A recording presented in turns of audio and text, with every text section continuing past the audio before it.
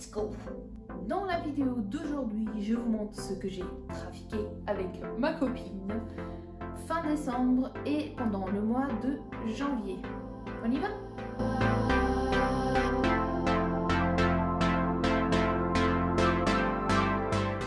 Hello!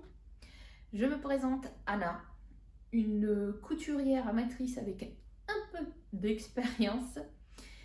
Je vous parle sur cette chaîne surtout de couture grande taille et aujourd'hui c'est le premier podcast de la chaîne.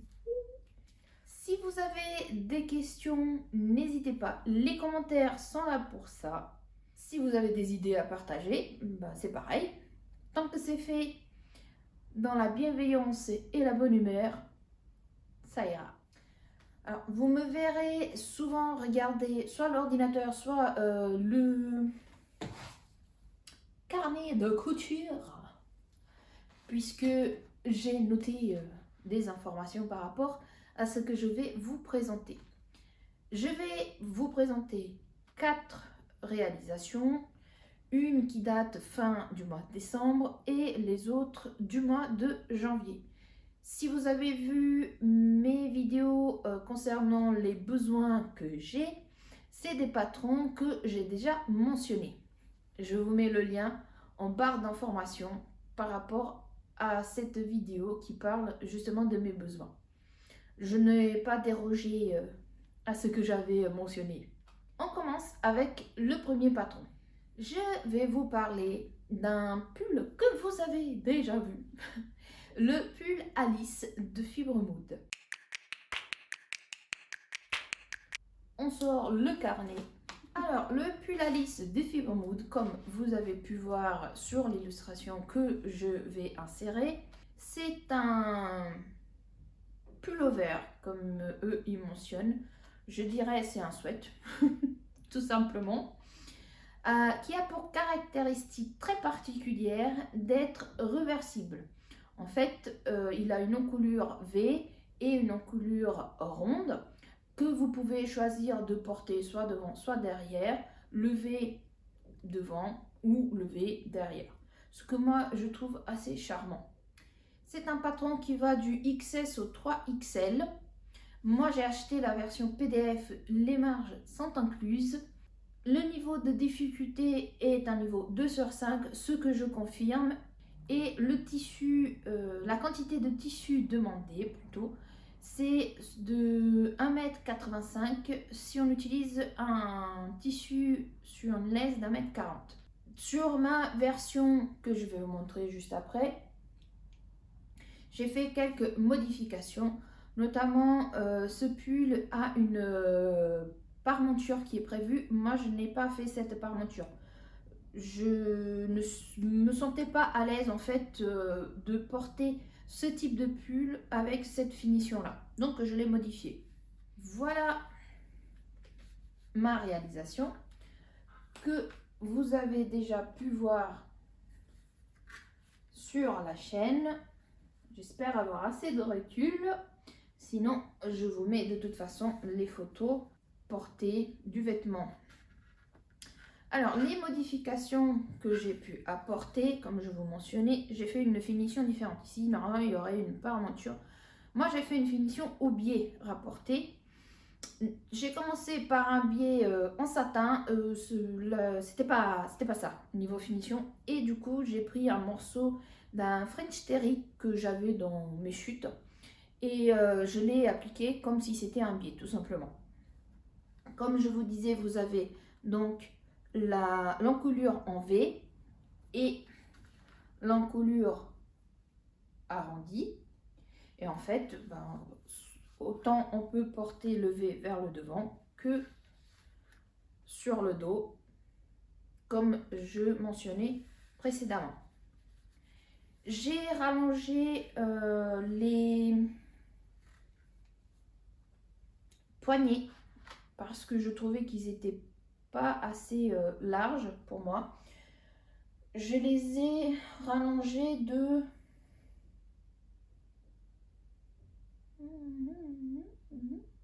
2 cm. Non, c'est pas ça. Non, je les ai rallongés de 3 cm et j'ai rallongé les manches de 2 cm. J'ai aussi rallongé le corps de 2 cm, mais vous verrez sur les photos, je trouve que c'est pas assez. Cette version me fait penser à une version crop. Je l'aime beaucoup, mais c'est pas quelque chose que j'affectionne particulièrement. Au niveau des finitions intérieures, alors c'est un... Je vous ai pas parlé du tissu que j'ai utilisé, c'est un jersey pailleté qui provient de chez Pretty Mercery. C'est un sweat, un sweat à paillettes qui provient de Pretty Mercery. J'ai payé le mètre à 24,30 €. Et c'est un tissu qui a une très grande laise. Il a une laise d'un mètre 80. Du coup, le tissu qui est demandé sur le patron, par exemple pour moi, ne correspondait pas à la quantité que j'ai réellement eu besoin. Soit. C'est un tissu qui est très agréable. Je l'ai déjà lavé plusieurs fois. Il n'a pas bougé du tout. J'adore la couleur. Elle est magnifique. L'intérieur, il est très doux. La douceur de tissu, pareil. L'extérieur, enfin, voilà. C'est un pull que j'ai porté pour Nouvel An. Et je l'aime beaucoup. Au niveau de définition, j'ai fait pareil partout. J'ai fait un point droit rallongé, puisque on parle quand même d'une matière qui est un tout petit peu épaisse. Et puis, le fait de rallonger un peu le point permet de garder un petit peu plus d'élasticité. J'ai eu aucun souci avec mes coutures, elles n'ont pas craqué, ça a été. Et puis, moi je n'ai pas de surjeteuse pour les finitions, donc je fais un simple point zigzag. Et comme vous pouvez voir, ou pas, ça va. Et c'est pareil aussi sur le corps.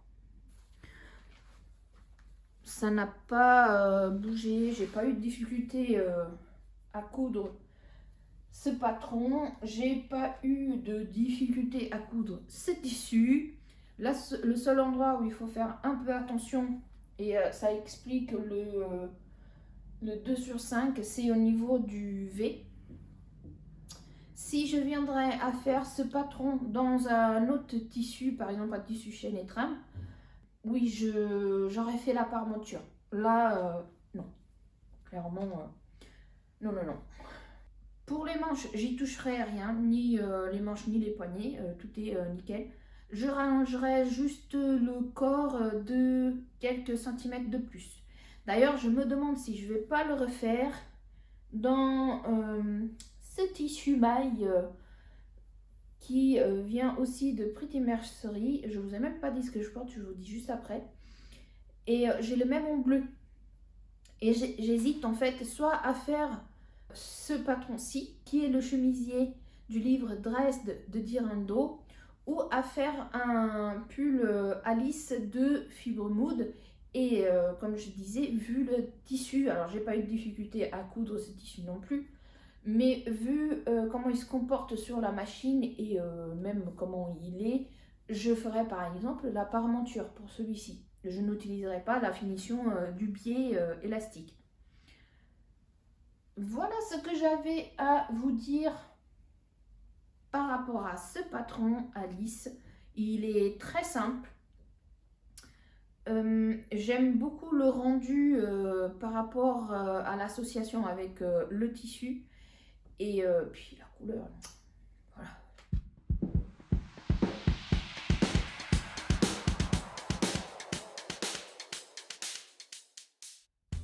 On passe au prochain patron.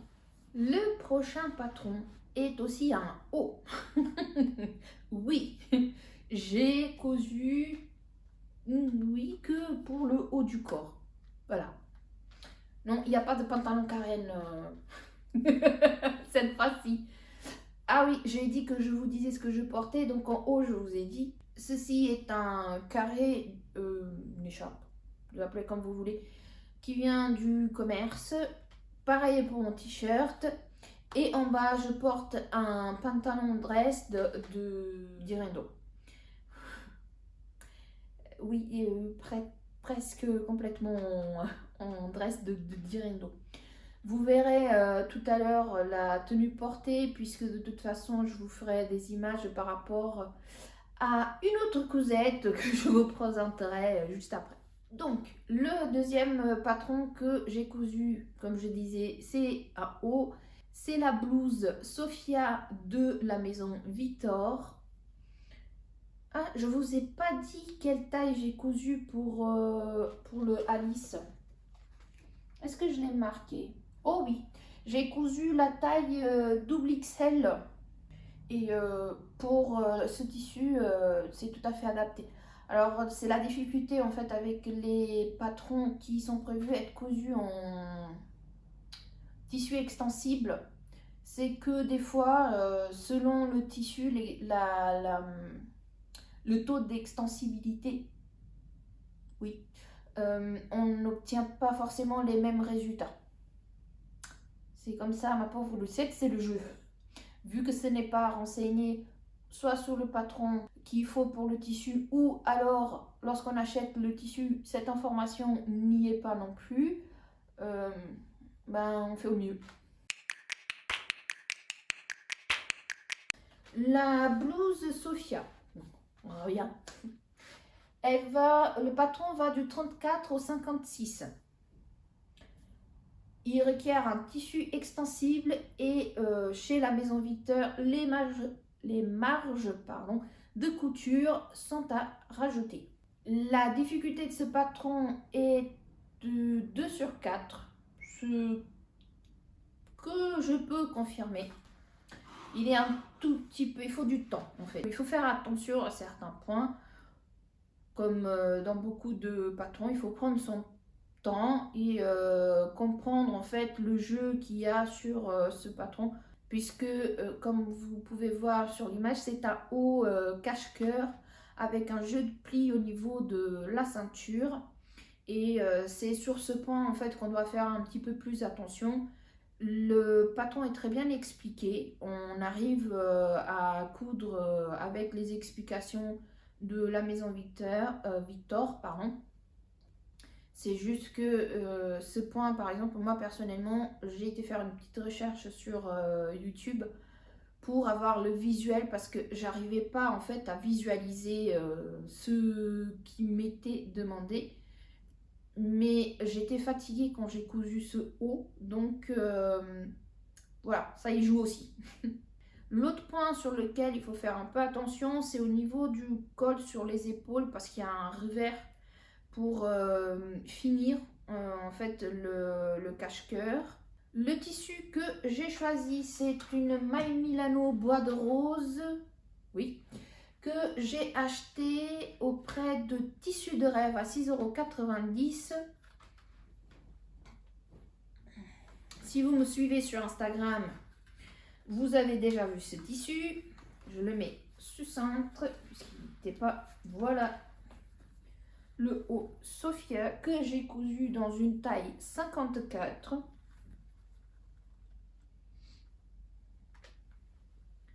Les poignets, moi je les ai fait en bord-côte. J'ai rallongé la ceinture de 3 cm. Normalement elle n'est pas aussi haute. Et puis comme je vous disais, le jeu de plis qu'il y a à ce niveau-ci, c'est là où il faut faire un petit peu plus attention. Et l'autre partie, c'est... Donc il y a le revers ici. En fait, vous avez le tissu qui va venir faire cela et englober. Quand vous cousez dans ce sens-ci. Et en fait, après, il se place comme ça. Alors, oui... du fil bleu. J'avais la flemme de changer le fil de canette, donc ce patron, normalement au niveau de la finition ici, par rapport au cache-cœur, le revers qui est vers l'intérieur, il mentionne de surjeté ou un point zigzag avec la machine. Moi, je l'ai laissé accru parce qu'en fait, ce tissu, il ne s'effiloche pas. Donc, team qui va vite, hein. J'ai laissé comme ça, je vais pas chercher midi à 14 h. Pour le reste, j'ai un point droit un peu plus long et point zigzag pour les autres endroits. Le bord-côte sur les poignets, j'adore ce bord-côte. Vous verrez une autre version tout à l'heure. Je l'ai acheté chez Butinette. Je ne sais pas s'il est encore disponible. Ça fait longtemps que je l'ai acheté. Et je l'aime tellement que j'ai acheté une razzia. Voilà. Entre celui-ci et l'autre couleur que vous verrez. C'est un haut que j'aime beaucoup. J'ai commandé du tissu pour en refaire d'autres. Par contre, en coton, puisque ça tient un peu plus chaud en fait. Jersey de coton. Celui-ci en Mai Milano, c'est du polyester. Et du coup, ça tient pas très chaud. Moi, je le verrais bien être porté avec un col roulé. Je compte d'en faire. Pas tout de suite, mais je compte d'en faire.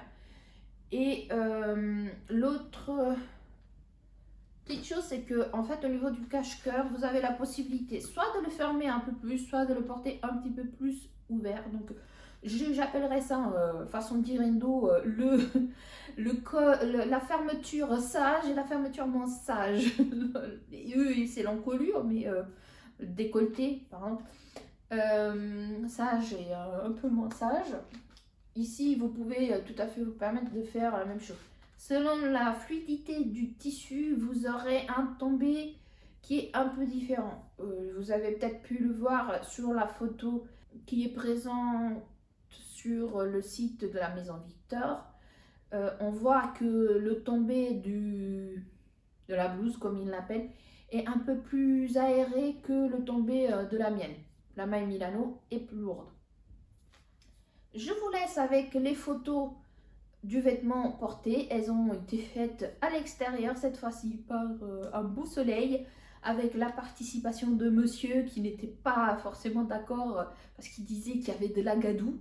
Voilà. Et ce jour-là, en fait, de sa journée, c'est ce qu'il a préféré. Être dans la gadoue alors qu'il râlait au départ. Cherchez pas, voilà, c'est comme ça. C'est pas déjà de base quelqu'un de l'extérieur. J'étais assez contente d'avoir pu aller dehors et me promener par un si beau soleil.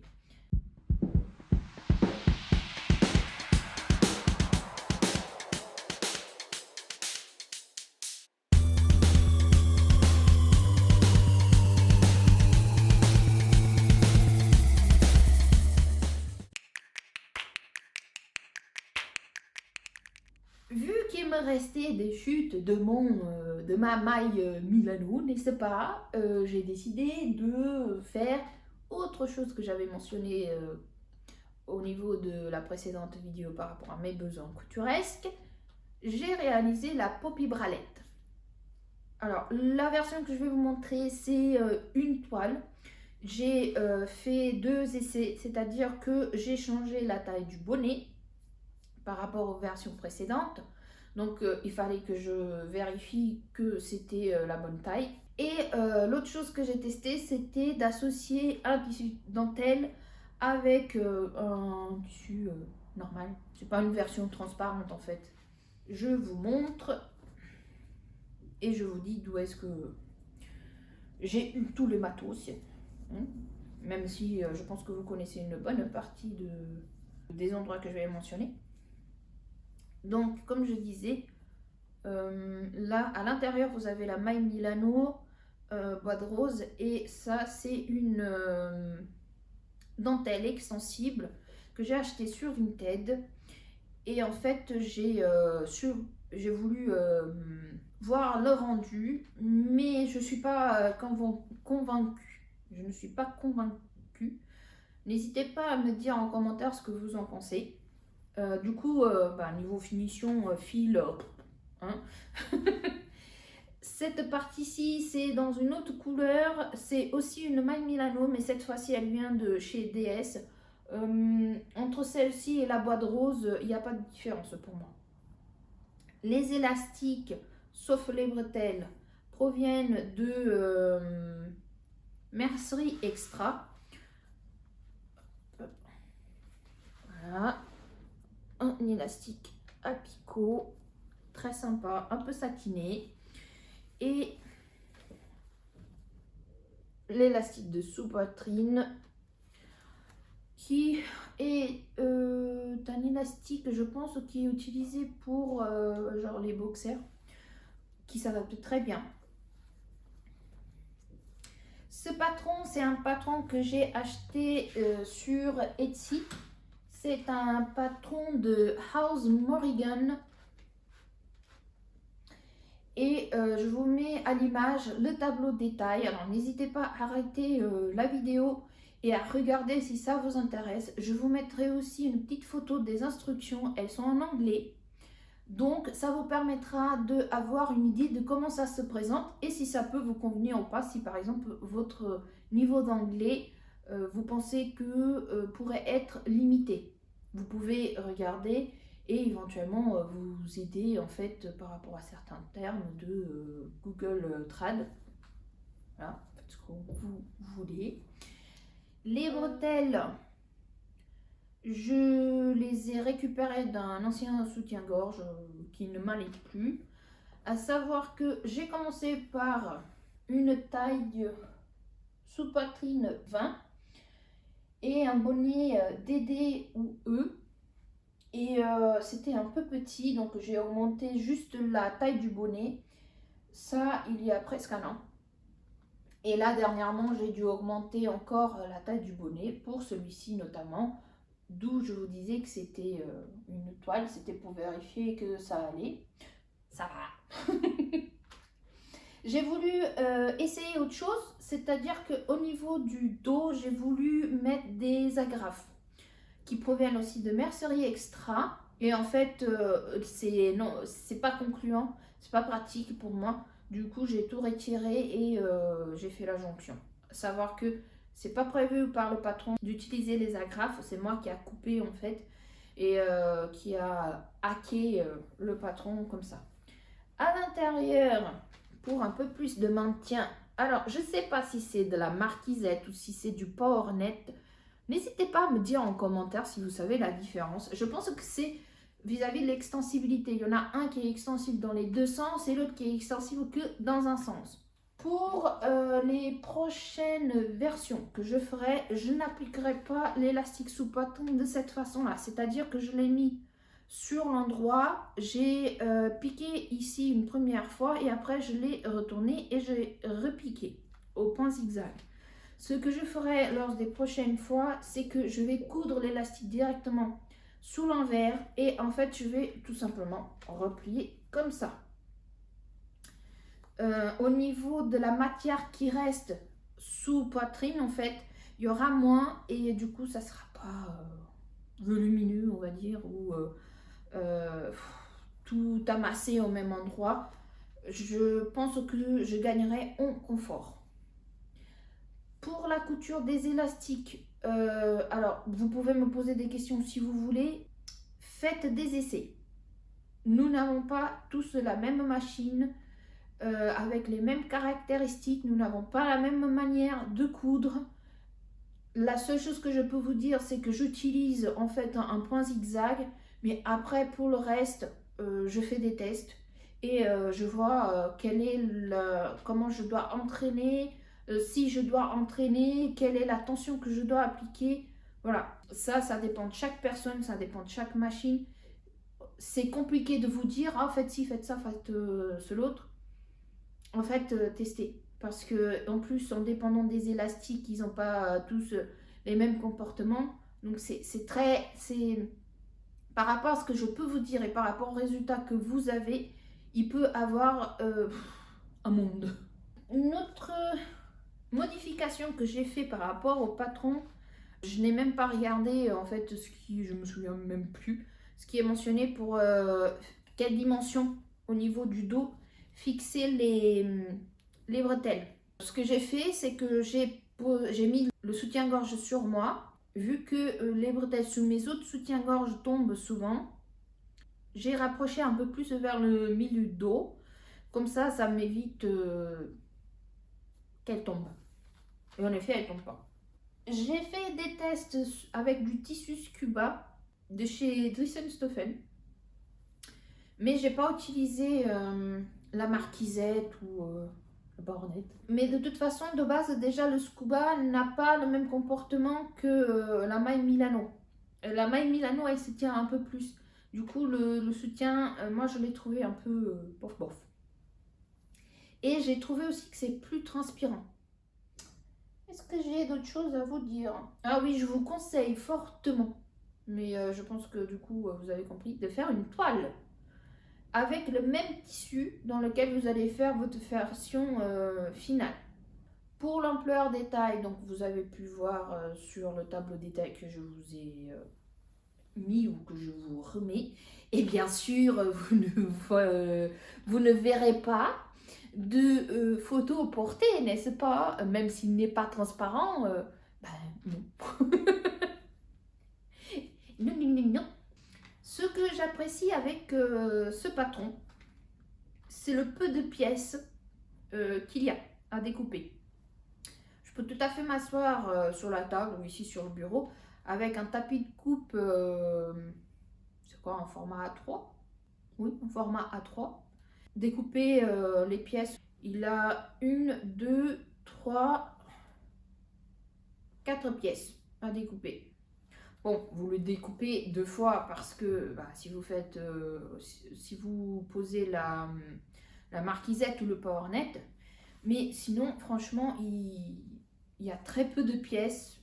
Les bonnets ont des découpes princesses. C'est des découpes que j'ai déjà travaillé auparavant, notamment avec la Magnolia de Diredo. Ça demande peu de temps, en fait, largement en 3 heures. Allez, bon, une fois que vous êtes un peu rodé, découpe et couture, vous l'aurez fait. Si vous n'avez pas l'habitude de faire de la lingerie, alors en émettant la réserve donc par rapport à la langue, mais je trouve que c'est un patron qui est pas mal pour débuter, pour avoir un premier contact avec de la lingerie. Et je trouve que avec les schémas, après je suis pas assez objective parce que si j'avais une difficulté quelconque, je regardais à côté, je comprenais ce qui était marqué dans les instructions écrites, mais je trouve que les schémas ils sont assez clairs. Donc il y a moyen de vous en sortir. On passe au prochain patron. Et alors là, il y a des choses à dire.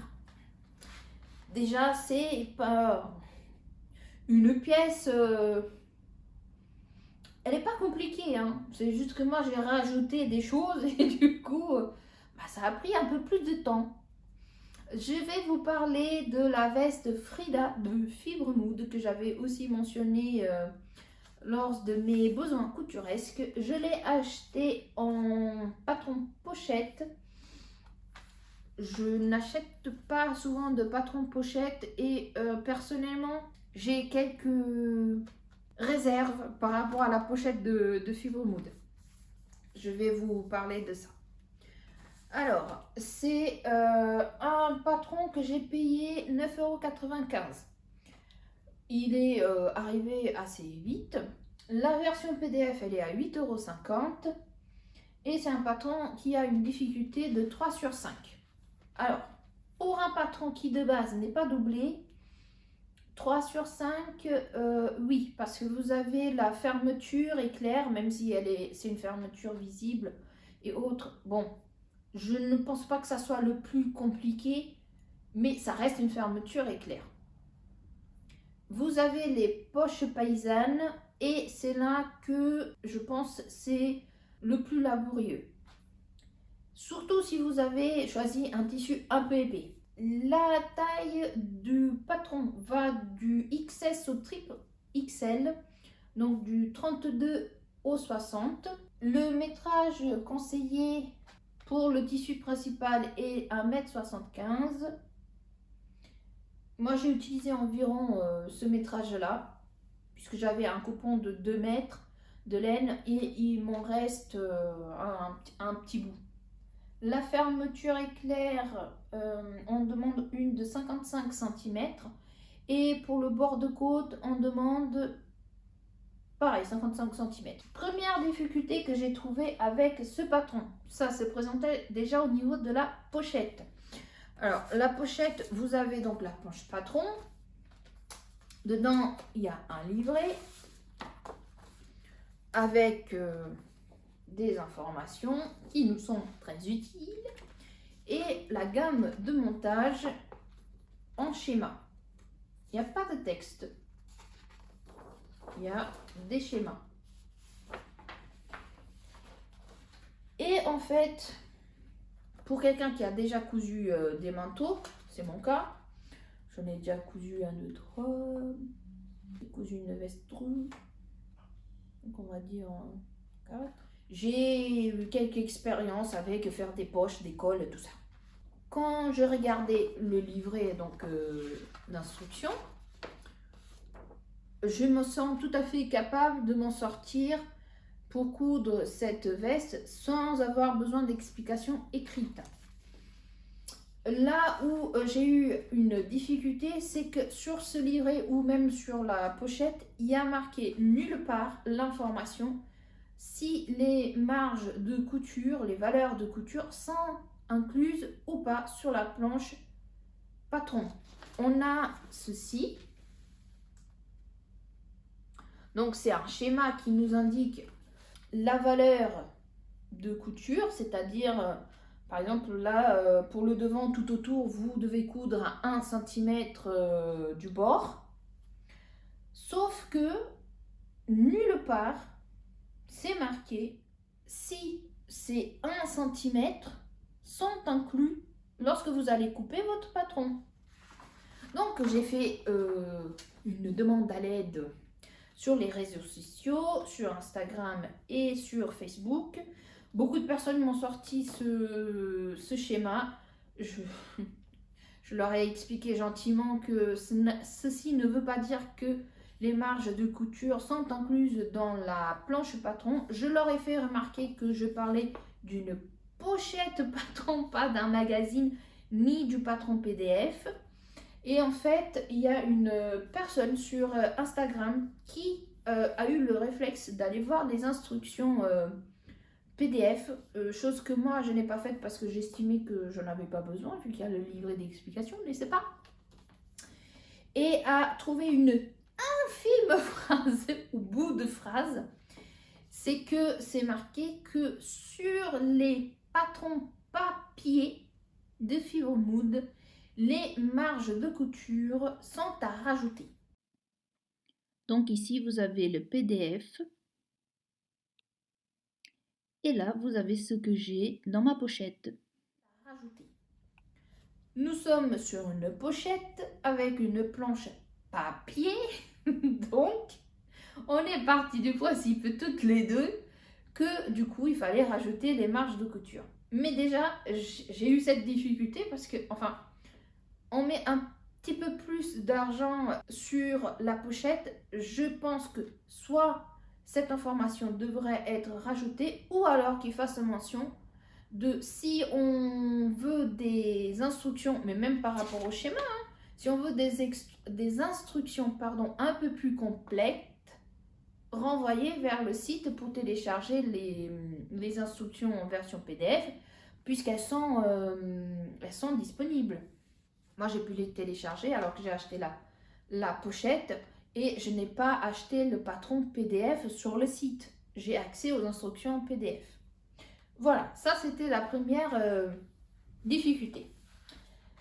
La deuxième difficulté, qui n'en était pas une réellement, c'était comment faire pour doubler la veste. Parce qu'elle n'est pas prévue pour être doublée et moi je voulais une veste doublée. Donc, je ne me suis pas pris la tête, j'ai pas cherché midi à 14 h. J'ai coupé les mêmes pièces devant, dos et manches. Et en fait, vu que la veste, elle a une parmenture que vous pouvez voir vais voir ici.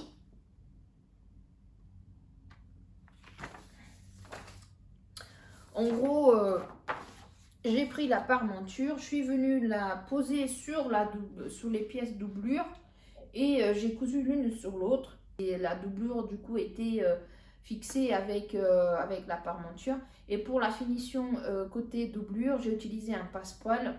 Pas comme on l'utilise d'habitude, mais j'ai utilisé un passepoil. L'autre difficulté que j'ai eue, c'est justement au niveau des poches paysannes. Alors les instructions, elles sont très claires. Mais en fait, comment vous dire, mon lainage étant un peu épais, et quand vous faites les poches paysannes, à un moment donné, vous avez, vous savez, les petits triangles sur le côté que vous pliez vers l'intérieur pour faire le carré, enfin le rectangle, pardon. Carré, non. Et il y avait trop d'épaisseur, en fait, pour pouvoir les passer entre le pied de biche et la plaque de ma machine. Voilà. Je pense que pour les manteaux, ou vestes, c'est la limitation que j'ai avec cette machine.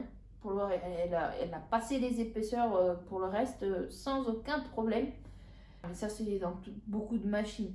La hauteur, vous ne pouvez pas aller au-delà de ce qui est permis par la machine elle-même. Bref, je vais vous montrer ma veste et vous parler du coup des tissus que j'ai utilisés. La voici.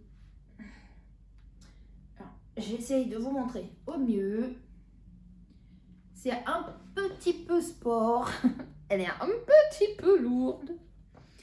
Mais elle tient hyper chaud. Elle n'est pas parfaite. Je lui demandais pas tant. Je n'ai pas la prétention de vouloir des vêtements parfaits. Je lui demande de me tenir chaud. Qu'elle soit un minimum bien réalisée. Voilà, je vais pas plus loin. Le tissu que j'ai utilisé pour l'extérieur, c'est un lainage 100% laine qui vient de ce tissu. Ne le cherchez pas, il n'est plus disponible. Comment vous dire que à la base, j'ai acheté 3 mètres, j'ai reçu 2 parce qu'il y a eu une erreur et j'ai eu 3 mètres de tissu par la suite, mais pas de ce lainage-ci, d'un autre lainage. Ça a été un petit périple pour avoir ce que j'avais acheté. Voilà, on a fait au mieux avec ce tissu. Je suis très contente de mon tissu et je vous avoue que dans cette affaire, c'est moi qui est sortie gagnante. Vous allez comprendre pourquoi après. Je continue à vous parler de la veste. Sur le col, j'ai choisi d'utiliser un autre tissu pour 2 raisons. Pour lui donner un petit twist.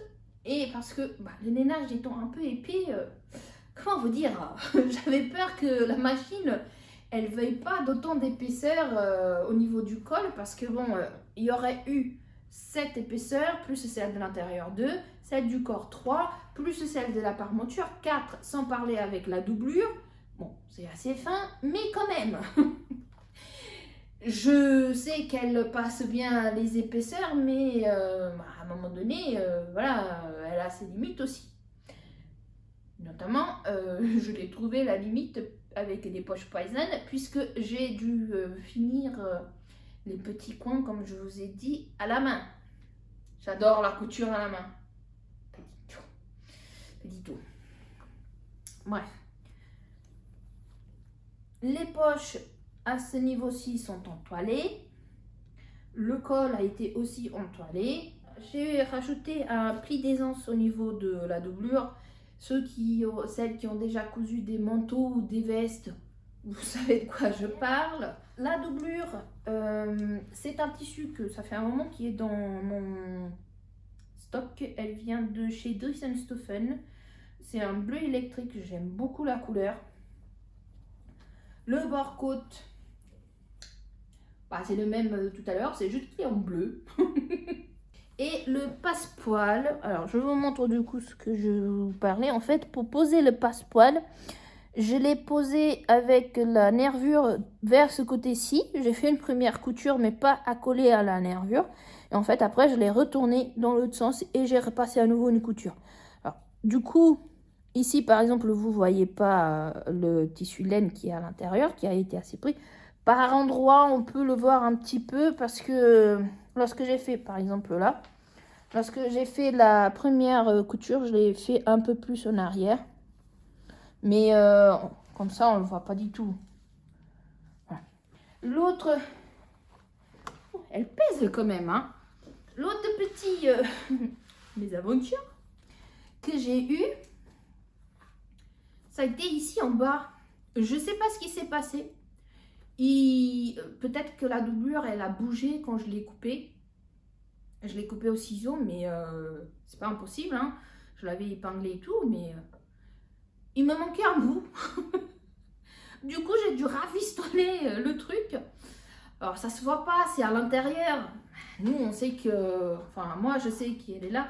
Mais franchement, je sais maintenant. Dans 15 jours, je me souviendrai plus. Hein. Tout ce que je me souviendrai, c'est que j'ai une veste qui me tiendra chaud lorsque je sortirai pour aller marcher, en fait. Et c'est ce que je voulais.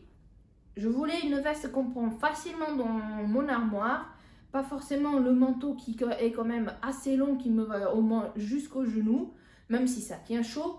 Mais ça, vous le prenez très facilement, vous, sur le dos. Et c'est parti, mon kiki, on y va. J'ai dû faire une surpiqûre qui n'était pas prévue. Parce qu'en fait, alors je pense que c'est peut-être le bord côte.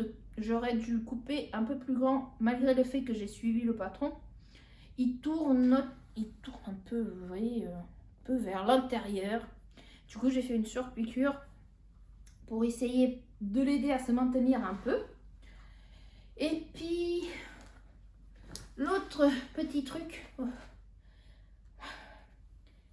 c'est que j'ai un décalage au niveau de la fermeture éclair. Mais c'est possible que, vu que je n'ai pas utilisé, comment on appelle ça?